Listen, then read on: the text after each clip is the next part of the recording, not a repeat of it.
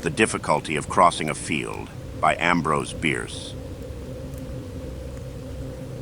One morning in July 1854, a planter named Williamson, living 6 miles from Selma, Alabama, was sitting with his wife and a child on the veranda of his dwelling. Immediately in front of the house was a lawn, perhaps 50 yards in extent between the house and public road, or, as it was called, the pike.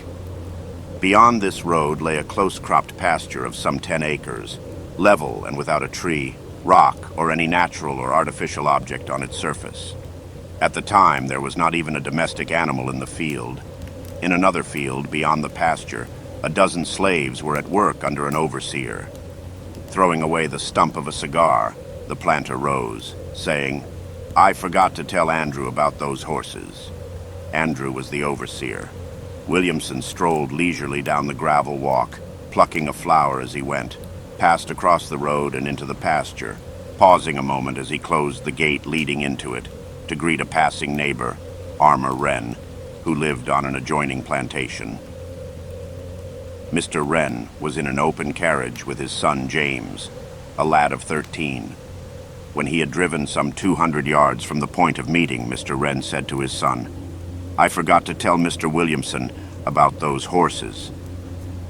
Mr. Wren had sold to Mr. Williamson some horses, which were to have been sent for that day, but for some reason, not now remembered, it would be inconvenient to deliver them until the morrow. The coachman was directed to drive back, and as the vehicle turned, Williamson was seen by all three, walking leisurely across the pasture. At that moment, one of the coach horses stumbled and came near falling.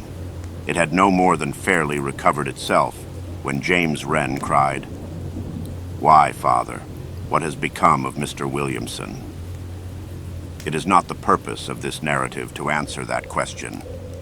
Mr. Wren's strange account of the matter, given under oath in the course of legal proceedings relating to the Williamson estate, here follows.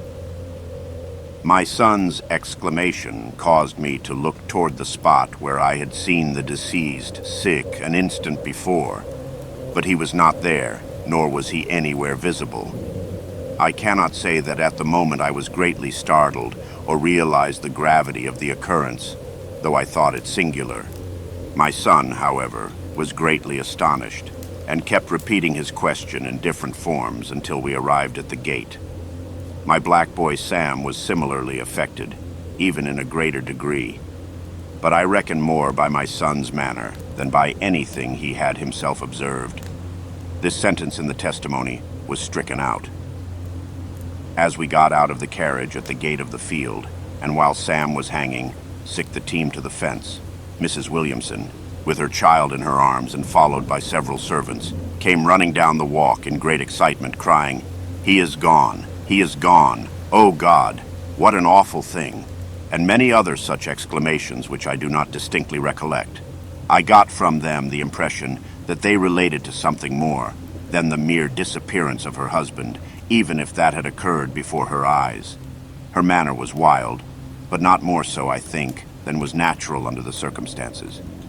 I have no reason to think she had at that time lost her mind. I have never since seen nor heard of Mr. Williamson. This testimony, as might have been expected, was corroborated in almost every particular by the only other eyewitness, if that is a proper term, the lad James. Mrs. Williamson had lost her reason, and the servants were, of course, not competent to testify. The boy, James Wren, had declared at first that he saw the disappearance, but there is nothing of this in his testimony given in court. None of the field hands working in the field to which Williamson was going had seen him at all, and the most rigorous search of the entire plantation and adjoining country failed to supply a clue. The most monstrous and grotesque fictions, originating with the blacks, were current in that part of the state for many years, and probably are to this day. But what has been here related is all that is certainly known of the matter. The courts decided that Williamson was dead, and his estate was distributed according to law.